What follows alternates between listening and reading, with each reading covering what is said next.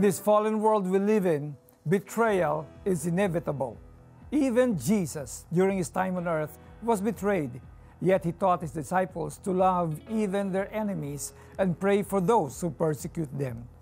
Bilang mananampalataya kay Kristo, iyan din po ang nais niyang gawin natin.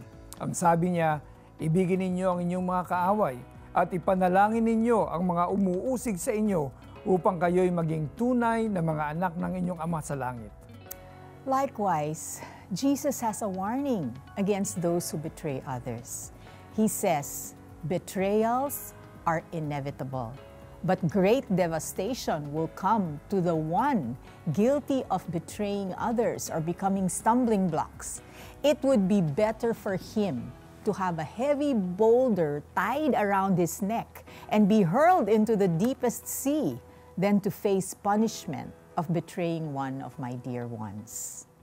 Masyadong mabigat pala yung parusa, no? So, laliwanagan po tayo.